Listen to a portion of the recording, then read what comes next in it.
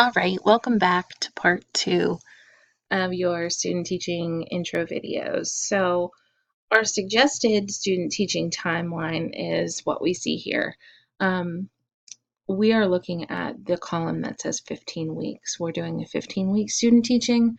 The 7.5 is for our students in undergrad that do dual special ed and early childhood. So they do 7.5 weeks at one placement and 7.5 weeks at another. So that part doesn't pertain to us. So we're going to take a look at this first column here. So week 1, you're going to be observing, assisting, and possible co-teaching and doing an introduction lesson. Now this is just a guideline to follow. Your mentors do have this same guideline, so they know kind of what to expect and what they should have you be, have you doing each week. Weeks 2 to 3, you're going to be planning and teaching 1 to 2 lessons per day, and you'll also have your first observation from me. Weeks 4 to 5, you'll be doing 40 to 60% of the teaching, planning responsibilities, 2 to 3 lessons per day, and I will come see you for your second observation. Week 6 and 7, when we'll do our midterm conference and rating form. I'll complete it and your cooperating teacher will complete it. There's nothing that you have to turn in at this point. It's just us, but we will sit down and we will conference together, the 3 of us. So that's always helpful, kind of to see where we're at. Weeks 8 and 9, you'll be kind of taking over 75 to 90% of the planning and teaching responsibilities, doing 4 lessons per day. And then weeks 10 to 12, full-time planning and teaching responsibilities. Your 4th and 5th observations happen between weeks 8 and 12. And week 13 to 15, I'll come and do your final observation. Well, at that time, we will also do the final rating, which is the same as the midterm. So your mentor and myself, we will complete the final rating for you. I will also complete a PDE 430, and that's what we turn into the state to say that you've met all the qualifications for student teaching and that we recommend you for certification. And then we will also talk about portfolio reviews. So we'll have a day that we'll all come together and kind of review our portfolios. So that is kind of how it flows. Let me move on here. Whoa, sorry, this is kind of want to show you. This is the evaluation that we do for mid and final.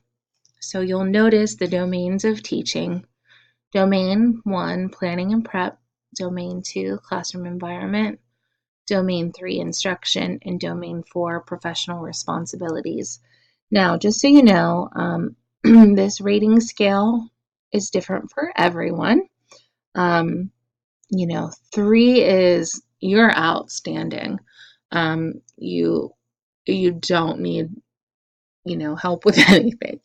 So you might not get a lot of 3s on your midterm, and that is perfectly fine. Okay. 2s are excellent too. Getting a 2 is great. Where we start to worry is if you are, a 1 or a 0 in any one of these categories. So don't panic, especially at midterm if you don't have a lot of 3s.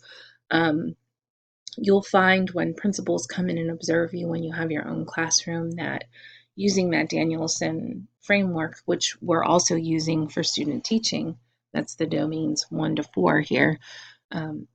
It's a lot of them don't give you a distinguished. A lot of them want to see you have room for growth. So think of it like that. So we'll go through each of these domains and components together, and we'll talk about what you've done well and what you could possibly improve upon.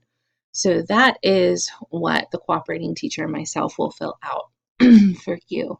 There's also a narrative portion where we write a little bit of our own words. This is the PDE 430, excuse me, supplemental document that you will receive a copy of. And we'll talk about this during our first face-to-face meeting, and I will bring a copy to you. This is our orientation meeting. So whenever you view this, you'll be able to put the date on that. We keep track of this. It goes along with your PDE 430. It's the proof that you've done all of the things that you need to do in student teaching to meet all of the requirements. So you will keep this kind of ongoing.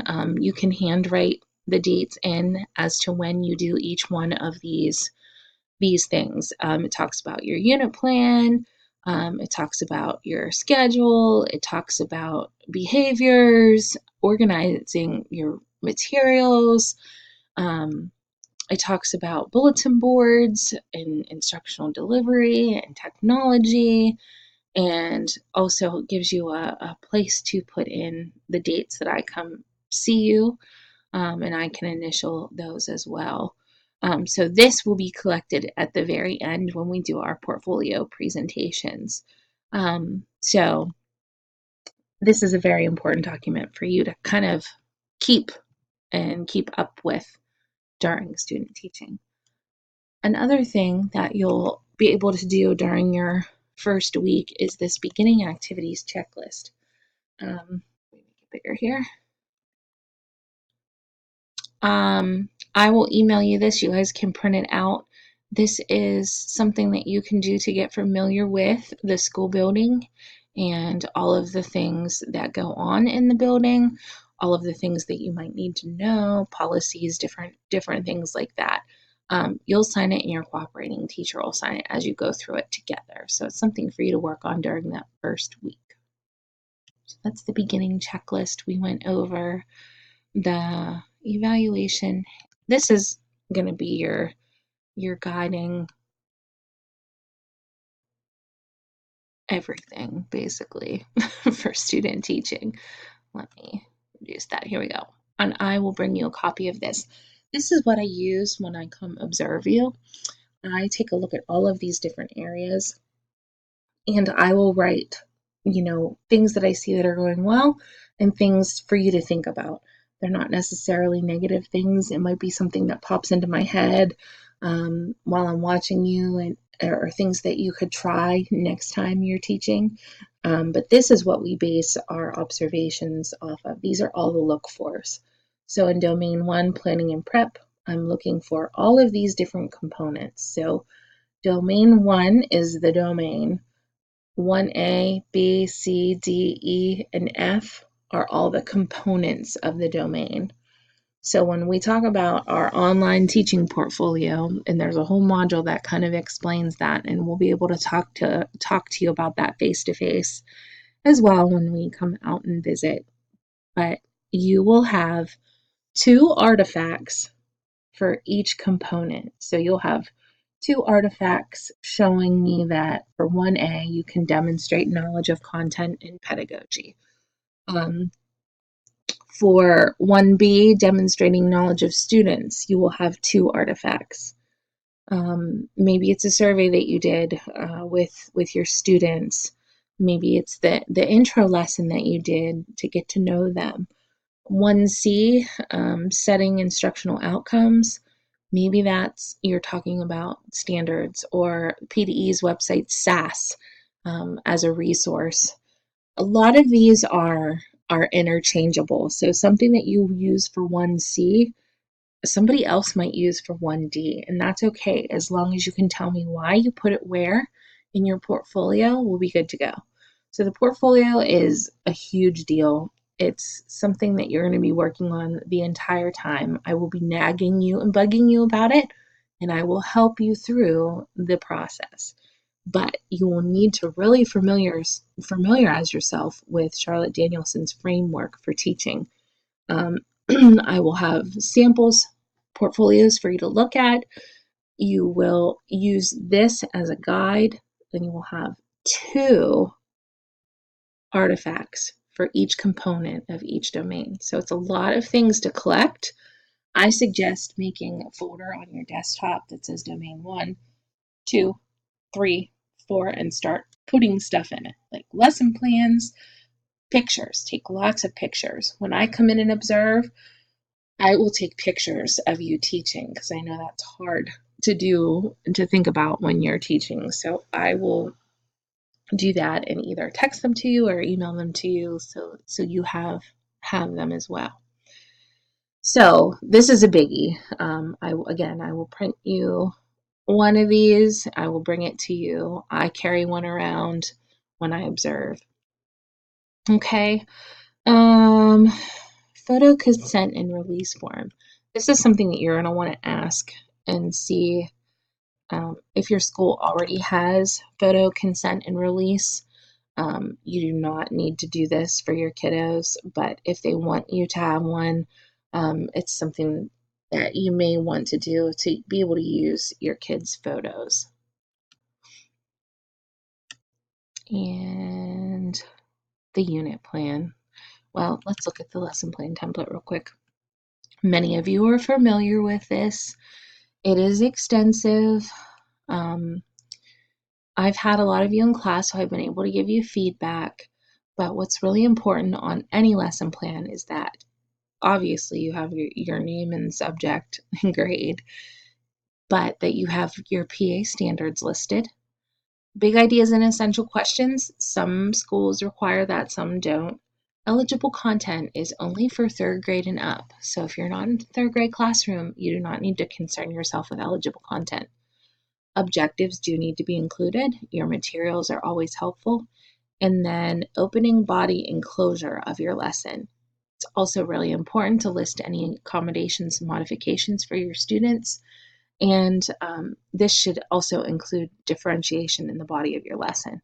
And then finally, your assessment. And the biggest thing is that it needs to be measurable. And we'll talk more about this as we go along. So we will all start off using the St. Francis University lesson plan template. You will need one of these for each lesson that you teach for at least the first 3 weeks or so of student teaching. I will then tell you when I feel that you are ready to be released from this lesson plan format, and we will go from there as to what format you will use next. Maybe it's your mentor teachers, maybe it's something that you found that you would like to try.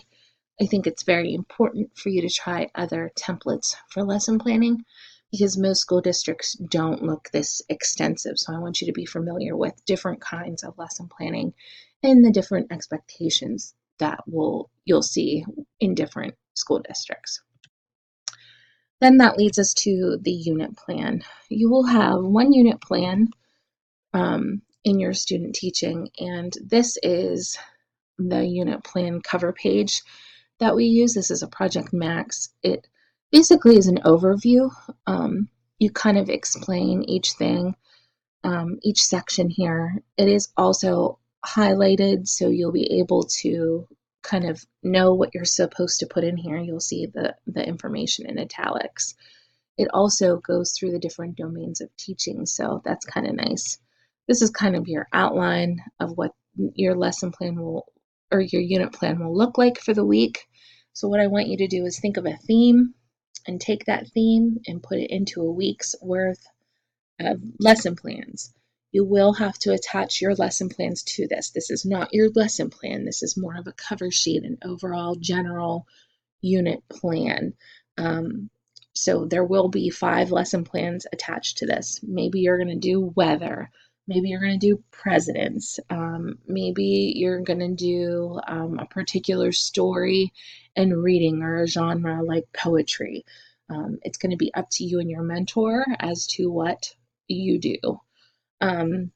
Talk about the themes, talk about things that would be helpful to her. This last part here is individualizing student planning. Even if you don't have students that have IEPs, you're still going to have students that you know need extra support. So you're going to list the students as A or their initials and talk about their IEP goals and what student supports you'll have to include. So that is the unit plan, and that is basically the gist of student teaching in a half hour. We will talk more. We will meet. Do me a favor and get me your student data so I can reach out to you and text you about when I will come do my first visit during that first week. And please ask as many questions as you can think of. Have a great day, guys.